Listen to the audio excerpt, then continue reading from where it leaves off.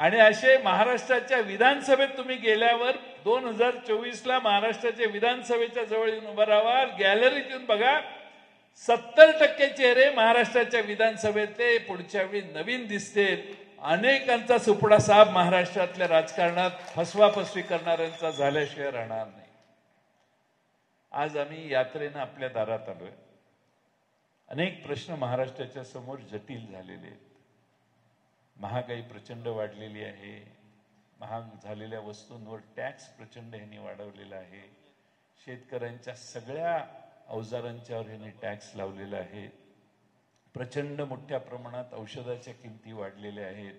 5 लाखाचं कार्ड देतो म्हणत होते मोदी साहेब गॅरंटी म्हणून. कुठल्याही हॉस्पिटलमध्ये ते कार्ड घेऊन गेलं तर ते म्हणतो कार्ड घेऊन आलाय तू बाहेर हो. असली यांची गॅरंटी. आणि त्यामुळं काही खरं नाही. आता हे पैसे वाटायचं सध्या चाललंय. आमच्या लाडक्या सगळ्या भगिनींना मी सांगेन, तुम्ही काही चिंता करू नका. आता मिळतंय ते घ्या, काय आमचं काय कोणाला विरोध नाही. पण सरकारी फतवे निघायला लागलेत. फायलीवर अधिकारी लिहायला लागलेत वित्त विभागाचे की पुन्हा फायली पाठवू नका, आता सगळे पैसे एकाच योजनेसाठी द्यावे लागतात, त्यामुळे कुठल्याही नवा प्रस्ताव पाठवू नका, असं वित्त अधिकारी वित्त खात्याचे सचिव लिहायला लागलेले. वित्त खात्याचाही यांना विरोध होता, पण ठीक आहे, जाहीर केलं. मी महाराष्ट्रातल्या जनतेला महाविकास आघाडीच्या वतीने हे आश्वासित करेन की आमचं सरकार येईल त्यावेळी आम्ही ह्याच्यापेक्षा चांगली सेवा आमच्या लाडक्या बहिणींची करू. लाडक्या बहिणींनी चिंताच करायची गरज नाही. तुम्हाला वाटेल की हे निवडणुकीसाठी होतं, आम्ही अतिशय सक्षमपणानं तुमच्यासाठी नव्या व्यवस्था त्याच वेगानं आणि त्याच्यापेक्षा जास्त ताकदीनं उभ्या केल्याशिवाय राहणार नाही.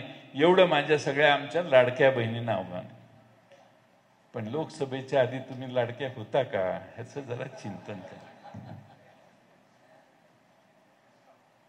कोण लाडकं नव्हतं? या लोकसभेच्या निवडणुकीच्या आधी लाडका हा विषयच नव्हता. लोकसभेच्या निवडणुकीच्या नंतर महाराष्ट्रामध्ये लाडक्या बहिणी झाल्या, लाडके भाऊ झाले. आता एक योजना मला गुप्त कळलेलं आहे, लाडका जावई नावाची पण एक योजना येणार आहे. हे सगळं कशासाठी? लाडक्या खुर्चीसाठी. ती खुर्ची जाणार आहे हे दिसायला लागले. उशिरा सुचलेलं शहाणपण महाराष्ट्रातल्या जनतेला कळलेलं आहे. तुम्ही कुठलाही रंग वापरा, महाराष्ट्रातली जनता तुम्हाला पूर्ण पूर्ण पूर्ण गाडल्याशिवाय राहणार नाही असा मला विश्वास आहे. वेळ बराच झालाय, अजून 2 सभा आहेत. आपण देवदत्त निकम साहेब मला इथे येण्याची संधी दिली. हुतात्मा बाबू गेनूंच्या स्मारकात जाऊन त्यांच्या समोर वंदन करण्याची संधी म्हणतोय मी. आणि म्हणून छत्रपती शिवाजी महाराजांच्या शिवनेरीच्या जन्मस्थानी पहिल्या पायरीला वंदन करून आमची ही शिवस्वराज्य यात्रा सुरू झालेली. डॉक्टर अमोल कोल्हेंनीच मागच्या वेळची शिवस्वराज्य यात्रा केली. त्यावेळी लोक म्हटली राष्ट्रवादीची 20-22च येतील हो आमदार, हे काय काढतात यात्रा. 20-22 नाही, आमचे 54 आले. आता नवी यात्रा सुरू झालेली आहे पार्ट 2. पार्ट 1 पेक्षा शेवाळे साहेब पार्ट 2 मोठा आहे. तुम्ही आलेलाच आहात.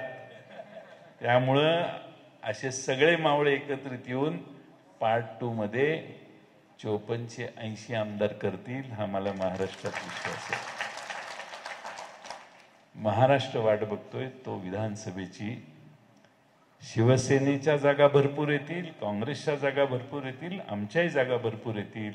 आमची बेरीज 175च्या दरम्यान किंवा त्याच्या पुढे झाल्याशिवाय राहणार नाही. एवढी महाराष्ट्रातली परिस्थिती बदललेली आहे. लोकसभेच्या आधी कोणी विश्वासच ठेवत नव्हता आमच्यावर. पण पडतंय म्हटल्यावर जी माणसं आता बाहेर यायला लागलेली आहेत. लोकसभेच्या आधी इथं आलेलो त्यावेळी मला माहित होतं देवदत्त निकम काय होतं ते. पण पडू शकतं. लोकभावना यांच्याच बरोबर आहे ही महाराष्ट्रातल्या जनतेला खात्री पटलेली आहे.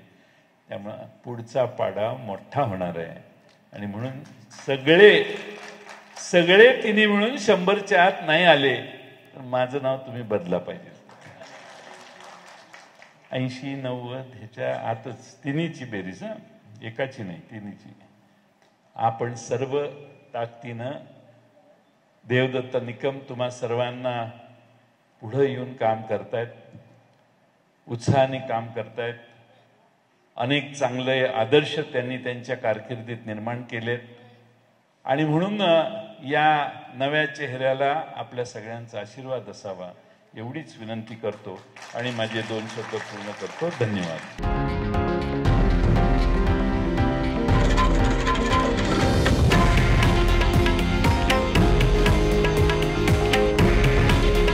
हे आहे देशातील नंबर 1 न्यूज नेटवर्क आणि आपण पाहत आहात TV9 मराठी.